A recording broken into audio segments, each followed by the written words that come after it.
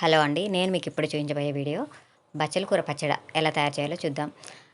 Pan పెట్టుకొని oil వేసుకొని ధనియాలు, జీలకర్ర అయితే గోలించుకొని తర్వాత పల్లీలు వేసుకొని అవి కూడా గోలిన తర్వాత వాటిని ఒక బౌల్లోకి తీసుకొని తర్వాత కొంచెం ఆయిల్ వేసేసుకొని పచ్చిమిర్చి గోలించుకోవాలి. తర్వాత అవి గోలిన తర్వాత మనం కొంచెం ఆయిల్ వేసేసుకొని బచ్చల కూరని వాష్ చేసుకొని తరిగి పెట్టుకొని దాన్ని కూడా గోలించుకోవాలి.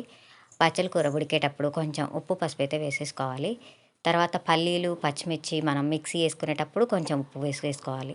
రెండిట్లల్లో సరిపడా ఒకేసారి వేసేసుకోవచ్చు. అందులో ఇందులో చూసుకొని వేసేసుకోవాలి. బచ్చల కూర అయితే అలా దగ్గర పడిన తర్వాత స్టవ్ ఆఫ్ చేసుకొని మనం గోలించుకున్నటువంటి పల్లీలు, పచ్చిమిర్చి మిశ్రమాన్ని అయితే మెత్తగా గ్రైండ్ చేసుకోవాలి. ఆ తర్వాత కొంచెం చింతపండు రసం అయితే యాడ్ చేసుకోవాలి.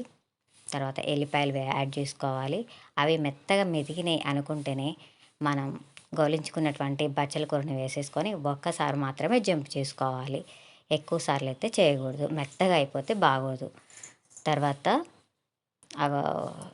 ఉల్లిపాయల్ని కూడా సన్నగా తరుక్కొని పెట్టుకోవాలండి. మనం పకోడీలకు ఎలా కట్ చేసుకుంటామో అలాగ ఉల్లిపాయలు కూడా కట్ చేసుకొని వేసేసుకోవాలి.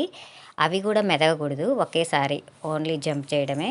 అంటే ఉల్లిపాయ పాయలు కనిపించాలన్నమాట మనకు, ఉల్లిపాయ ముక్కలైతే అలా. తర్వాత ఒక బౌల్లోకి తీసుకొని తాలింపు వేసేసుకుంటే బచ్చల కూర పచ్చడి అయితే రెడీ అవుతుంది. మేమైతే ఈ విధంగా బచ్చల కూర పచ్చడి అయితే చేస్తాము.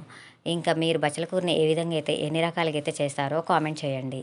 మేమైతే ఇలా బచ్చల కూర పులుసు కూర, పప్పు, ఇలా పచ్చడి ఇలాగైతే చేసుకుంటాం. ఎందుకంటే ఆకుకూరలు ఎలా చాలా చాలా ఎక్కువగా తీసుకోవాలి కాబట్టి ఇలా 3 రకాలుగా 4 రకాలుగా అయితే ఆకుకూరలు అయితే చేసుకోవచ్చు. Okay friends, bye.